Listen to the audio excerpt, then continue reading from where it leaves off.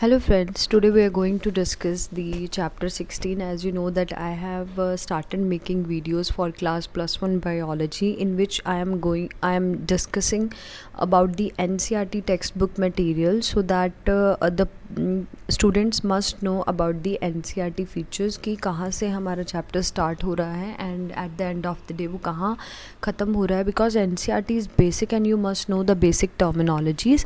As we have already discussed some topics of digestion and absorption, and our next topic is all about the components of food. So I have made separately this video for explaining you the components of food. Let's see this video and then I will go to the NCERT and tell you all about that. So today we are going to discuss firstly about the components of food. Food is any substance which is consumed to provide us the nutritional support, and it is usually of plant or animal origin. It means कि ऐसी food वो होती है जो हमें nutrition provide करती है, और उसका सोर्स कुछ भी हो सकता है, वो प्लांट से आ सकती है या एनिमल से, और उसमें कुछ असेंशियल न्यूट्रिएंट्स होते हैं. और मेनली जो न्यूट्रिएंट्स आपके फूड में होते हैं, they are carbohydrates, they are fats, proteins, vitamins और minerals. And the substance is ingested by an organism, यानी हम उसे खाते हैं, and assimilated by the body cells, और बॉडी सेल्स उसको पूरा एसिमुलेट कर लेते हैं और उससे एनर्जी प्रोवाइड करते हैं, और फिर उसी से वो हमारी ग्रोथ को सस्टेन करते हैं और हमारी बॉडी में डिवीजन करते हैं, और जितने भी सेल रिपेयरिंग चीज़ें होती हैं वो सारा इस फूड की एनर्जी से ही हमें प्रोवाइड करते हैं. As you know that this is a food, it consist of mint, lemon, pasta, starch, potatoes, rice, wheat, barley, maize, fruits and oats, so many things. There are many vast variety of foods that we can eat. So component of foods are mainly carbohydrates, जो कि हम wheat में, rice से, barley से, मेज से लेते हैं. फूड रिच इन फाइबर्स, कार्बोहाइड्रेट्स को मेनली हम शुगर्स ही बोलते हैं, तो जितनी भी ऐसी चीज़ें जिनमें शुगर होता है वो भी कार्बोहाइड्रेट्स हैं. और जो आप रोटी खाते हैं, चपाती खाते हैं, राइस, बार्ले, मेज़ खाते हैं, they all are the good source of carbohydrates. Secondly food rich in fibre, fibre में रिच होते हैं फ्रूट्स, तो ऑल ऑफ दी जिसमें भी गुद्दा होता है, पल्प होता है जिसे कहते हैं इंग्लिश में, उनको हम फाइबर कहते हैं. तो फूड रिच इन फाइबर्स, फूड रिच इन मिनरल्स, जिसमें मिनरल्स होते हैं जो आपकी बॉडी को चाहिए, राइट. फिर फूड रिच इन प्रोटीन्स, प्रोटीन्स मीन्स जिसमें कुछ पर्टिकुलर अमाइनो एसिड्स हों, जैसे कि आपका जो पनीर है उसके अंदर होता है, राइट. तो डिफरेंट तरह के जो हमारे अमाइनो एसिड्स होते हैं, they are present in different type of things. Milk में प्रोटीन होता है, एग्स में प्रोटीन होता है, पल्सेस हमारी दालों में प्रोटीन्स होते हैं. And then there are food rich in vitamin, इसमें फ्रूट्स भी आते हैं, और विटामिन रिच कई फ्रूट्स और वेजिटेबल्स भी होती हैं, लाइक विटामिन सी हमारे लेमन में, या जितने भी सिट्रस खट्टे फ्रूट्स हैं उनमें होता है. विटामिन B12 जो है, या विटामिन बी के जितने भी पार्ट्स हैं 1 2 3 4 5 6, वो सारे विटामिन बीज जो हैं वो हमें ग्रीन लीफी वेजिटेबल से मिलते हैं, स्पेशली स्पिनच से भी मिलते हैं, स्पिनच से. So these are the components of food जो हमारे फूड में पाए जाते हैं. So let's talk about them individually. Carbohydrates वो मॉलिक्यूल्स होते हैं जिसमें कार्बन, हाइड्रोजन और ऑक्सीजन होती है. यूजुअली ऑक्सीजन एटम की रेशो 2:1 होती है, जैसे वाटर में होती है, और इसका एम्पिरिकल फार्मूला भी CnH2n होता है. Formula holds true for monosaccharides, ये मोनोसैकेराइड का फार्मूला, यानी जैसे मैंने आपको पिछली वीडियो में डाइजेशन एंड एब्जॉर्प्शन के बारे में बताया था, दैट जब भी हमारी बॉडी में कॉम्प्लेक्स शुगर्स ब्रेक होती हैं तो वो सिंपल शुगर्स में कन्वर्ट हो जाती हैं, जिन्हें हम मोनोसैकेराइड्स या डाइसैकेराइड्स कहते हैं. तो पॉलीसैकेराइड्स को कार्बोहाइड्रेट्स कहते हैं. पॉली का मतलब बहुत लंबी चेन है, जैसे हम स्टार्च खाते हैं, स्टार्च मैनी ग्लूकोज मॉलिक्यूल से बना होता है. जब वो ब्रेक होता है तो वो 2 शुगर्स में होता है, जिसे हम डाइसैकेराइड कहते हैं. Di means 2. तो जब पॉलीसैकेराइड ब्रेक होकर पहले डाइसैकेराइड बनाता है तो इट कंटेन्स 2 शुगर्स, और उसके बाद डाइसैकेराइड हमारी बॉडी में ब्रेक होकर जाके मोनोसैकेराइड बनाता है, और वो ग्लूकोज ही बनाता है, which is used as an energy source by us.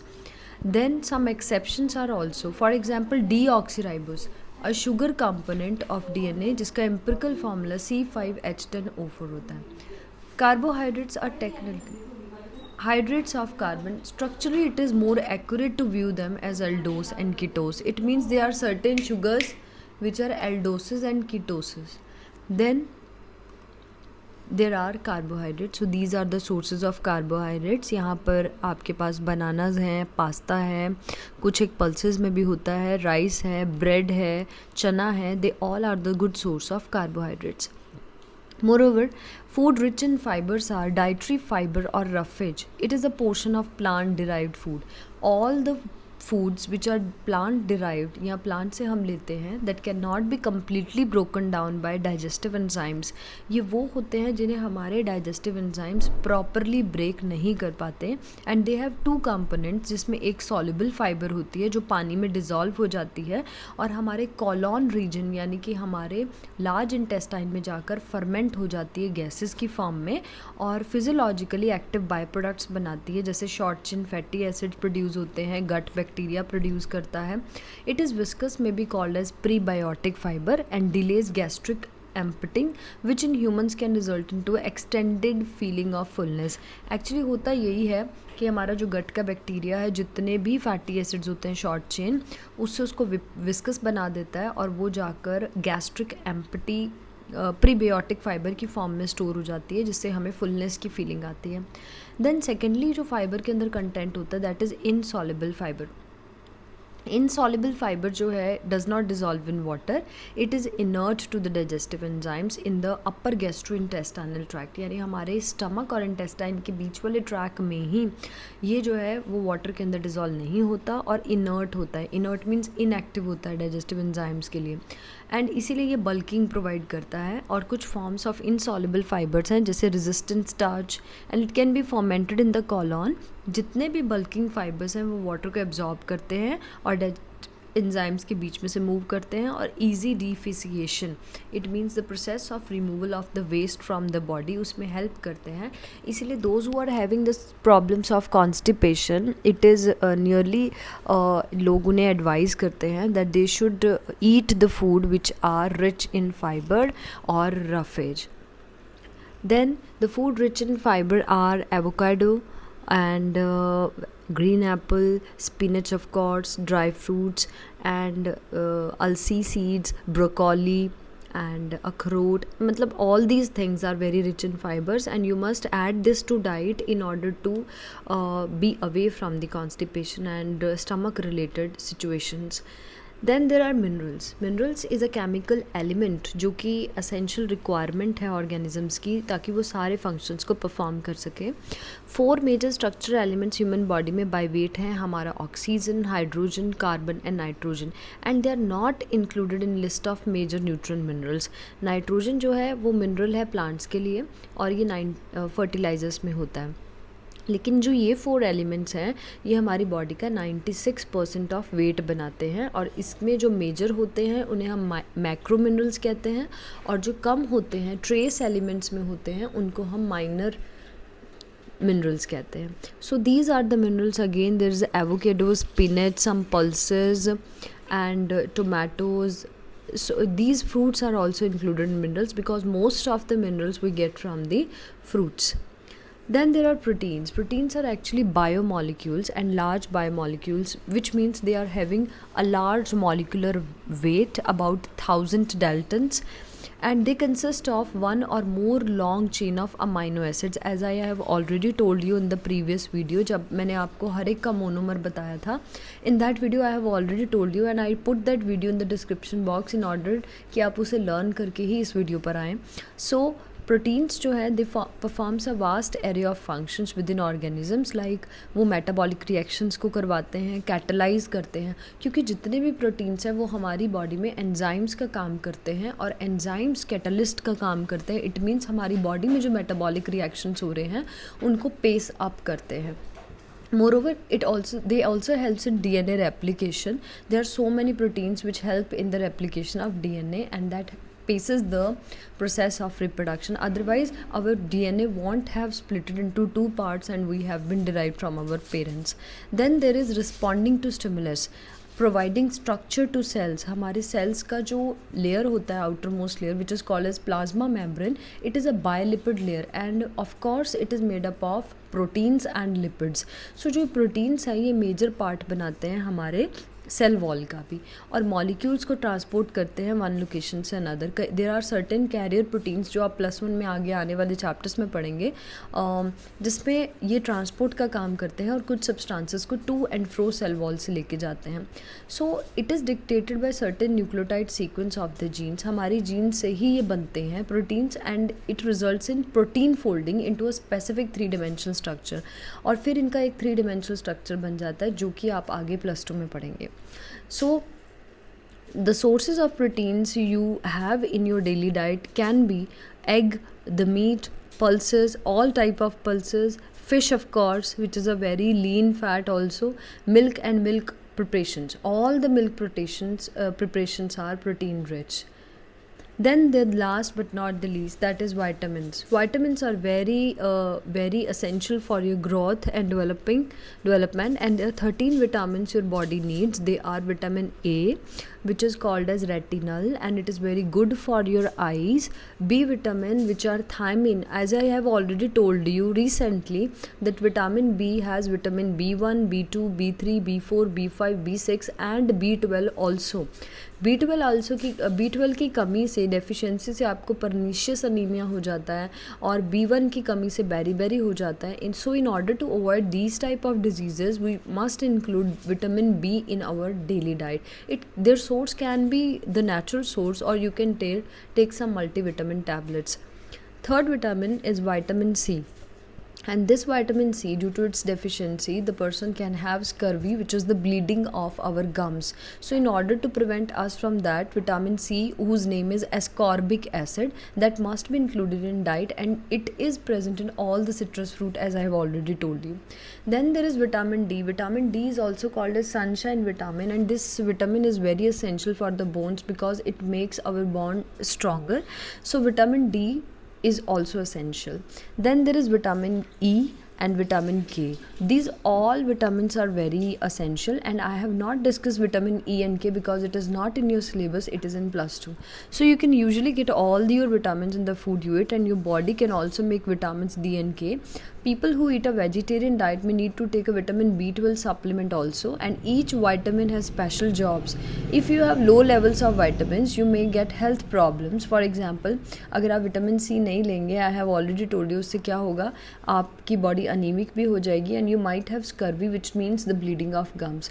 Similarly, if you have less vitamin A in your diet, and vitamin A, which is called as retinol, is very much important for your eyes, and in that case you might develop night blindness. So these vitamins, these all nutritions are very important. Now we will see that what happens to our body if you don't have the proper proportion of all these things which I have told you.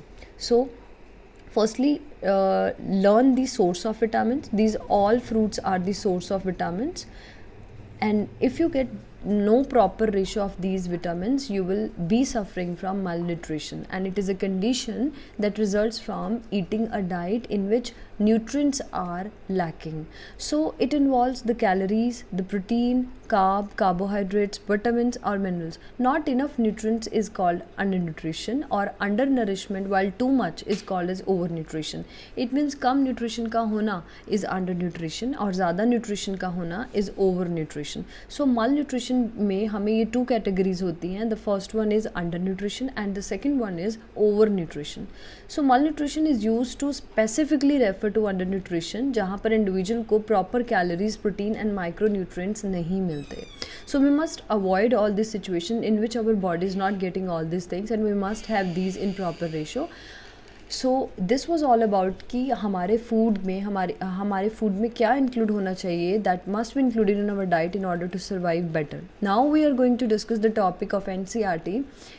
I have already told you, ताकि आपको ये video अच्छे से समझ आए. So 14 minutes already हमारे cross हो चुके हैं. So let's start this video. This is about calorific value of protein, carbohydrate and fat. This is a topic in the yellow portion of your NCERT, and you must carefully study this topic because it adds to your knowledge.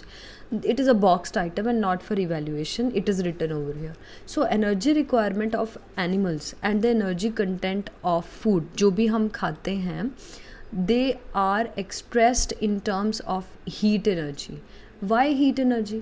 Because heat is the ultimate source of all the energies. तो जितनी भी हम energy लेते हैं वो calories की form में या जूल्स की फॉर्म में हम काउंट करते हैं या एक्सप्रेस करते हैं।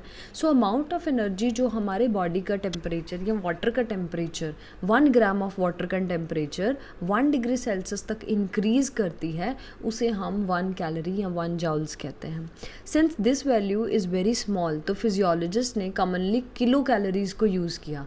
Because 1 joule is very small, तो उन्होंने 1000 जाउल्स ले लिए। 1000 जाउल्स 1 किलो जाउल के इक्वल होता है, इसलिए उन्होंने 1 किलो कैलोरी को स्टैंडर्ड यूनिट माना for the calculation of the heat energy, जो कि 1 kg ऑफ वाटर को 1 डिग्री सेल्सियस बढ़ाएगी। एंड न्यूट्रिशनिस्ट, जितने भी न्यूट्रिशंस होते हैं जो आपको ये सारा कुछ बताते हैं that what must you have in your diet like protein, carbohydrates and fats.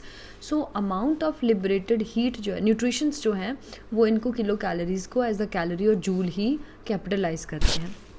So the amount of heat liberated from complete combustion of 1 gram food in a bomb calorimeter. Now what is it?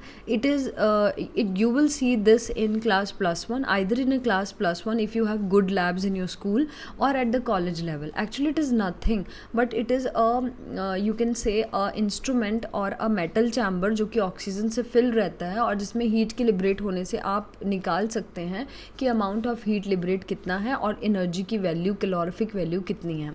Actual amount of जो energy combustion होता है 1 gram of food से, वो physiologic value है food की। And gross calorific value of carbohydrate, proteins और fats, ये आपको लर्न करनी है।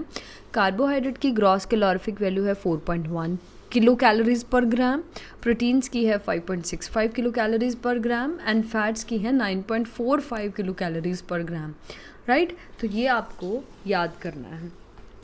Physiologic value you need not to learn, you must know the calorific value of all these components, carbohydrate, proteins and fats. So this was all about it. I think I should make a separate video of the another topic, and you must learn all these things. Till then please learn all these videos and make separate notes for it, because this is surely purely NCERT, as मैं आपको दिखा रही हूँ सामने that this is the NCERT book and you will follow that.